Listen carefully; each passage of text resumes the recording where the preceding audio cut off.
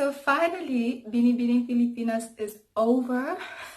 It feels like it's been a lifetime. Been following this since the top 40 were announced in February, and it's been a roller coaster. And I've made a gazillion videos about it, and now it's over. And I'm a little bit sad, but I'm also happy because I'm happy with the results. It's a mixed bag of results for me. But let's get right into it now. I don't really want to talk about the time weirdness of how the show is done. So if, for example, they start the show at like 7 o'clock Filipino time in the Philippines, but then they only start broadcasting at 10, so it's delayed. So it was just really weird. I just wish they could film it live and broadcast it live like most other major pageants in the world, but that's a small thing. But it was annoying. The production is great, very high value as you would expect. There's some things I didn't like. I didn't like the boy band that they had for the evening gown competition. I thought they were a bit cheesy.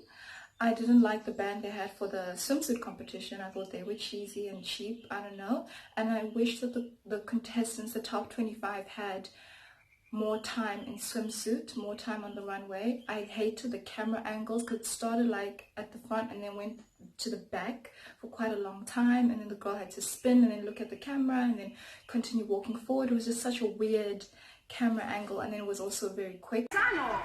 She grew up in the mountainous province of Rizal, which naturally developed the love for nature in her. She is also an anime fan, and it is her childhood dream to visit Japan.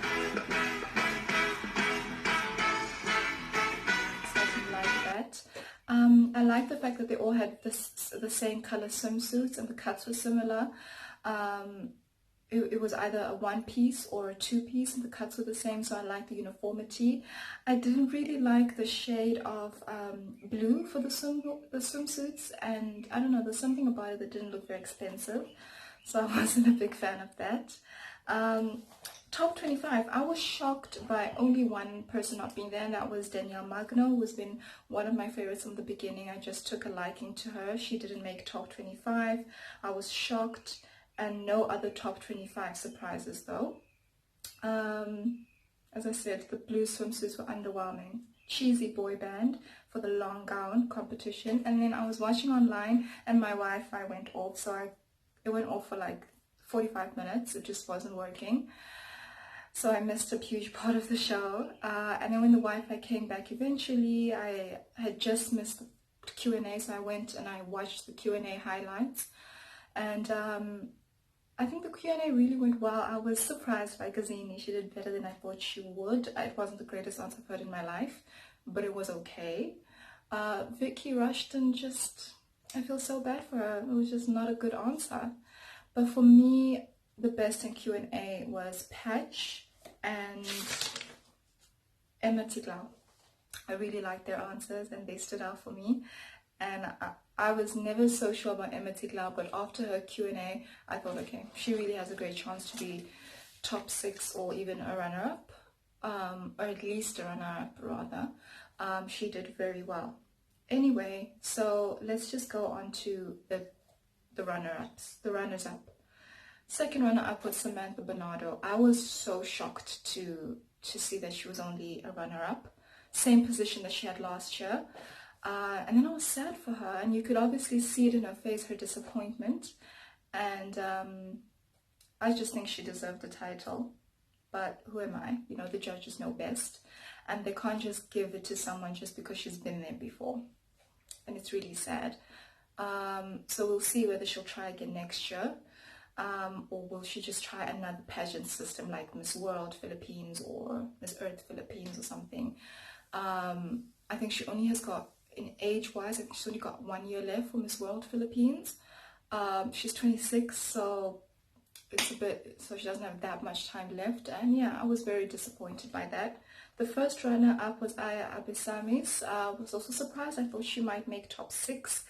So yeah, now let's look at the top 6. Miss Globe was May Bautista. Okay, I wasn't really checking for her, but she was good. Grand International was Samantha Lowe, and I was very happy because I love her, but I wasn't sure if she was going to make top 6, but I'm glad. Kind of wish she actually got a bigger title, but you know, it's fine. Intercontinental was Emma Ticlau. She's going to do really well. She could win a back-to-back for Philippines at Intercontinental, so it's still a long way to go for that. And then Supranational, when they called out her name, I wrote who? I don't know who that is, who that was, but I heard her speak afterwards, and she seems interesting. She's Muslim. She's the first Muslim to ever win one of those titles in the Philippines, so congratulations. She'll do well. And then International and Universe, and so at this point it was Gazini was left, Patch was left, and Hannah Arnold was left, and I was thinking, oh, one of them is going to be left out, and I'm surprised. But then I kind of knew, okay, it's going to be Hannah that's left out. There's no way Patch isn't there, and there's no way Gazini isn't there. And so as soon as they announced Miss International and they said it was Patch, it was obvious who Universe was, right? So I mean, the whole sort of pageant community leading up to this, it was really between Patch and Gazini, and that's how it ended up being with the top two major titles. I think Patch was definitely, I mean, you're relieved to be in the top 6, I can imagine, but also disappointed because she was going for Miss Universe, and she is Miss Universe material. She would have done very well there. And Gazini, who I think was voted the face of the competition, she made it into the top, sorry, I'm tired. She became the Miss Universe Philippines, and so I was happy for her. She looked freaking gorgeous. She was beautiful in that pink dress, not an easy dress to wear. She pulled it off. I loved her hair slick like that, you know, it was cute. It was beautiful, gorgeous. Yeah, she looked incredible. Her and Patch looked amazing, so I'm excited to see what they do on the international stage. I'm excited for Patch. I feel she can win this international, and I really am rooting for her. And we'll see what happens. But yeah, no, it was great to see Gazini. Vicky Rushton probably would have made top 6, but her answer in the top 15 was a shambles, and it's so sad, but they made the right decision not to include her. Q&A is important, and you have to be able to express yourself under pressure, and if you fail at that hurdle, I don't know how they can put you in a position and then take someone out who did well at that hurdle.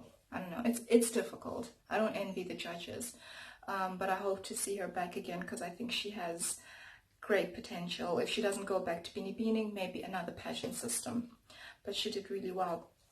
So in my predictions of the top 6, I only got 3 out of 6. Joanna Toledo was not there, Danielle Magno wasn't there, and Samantha Bernardo wasn't there, but I got Patch, Gazini, and Samantha Lowe. So it was like, oh, okay, I don't know. But again, very disappointed for Samantha Bernardo. What do you guys think? Why do you think Samantha Bernardo did not make it? I'd like to hear your guys' opinion because I'm so shocked and really disappointed. And should she enter again next year? So now Gazini is representing Philippines at Miss Universe, and I think she's going to do well. She is top 5 material, and yeah, a little bit more about her. She was born on December 26, 1995, so she's a December baby like me. Although she's not Sagittarius, she's Capricorn.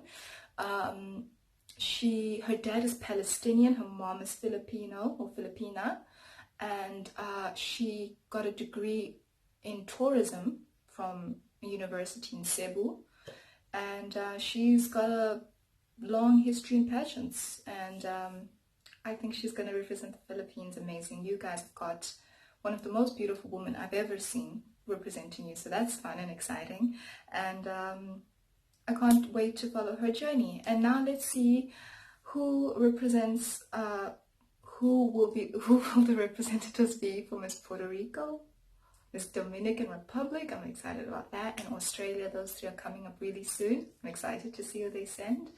And yeah, congratulations to the Philippines, and congratulations to Gazini.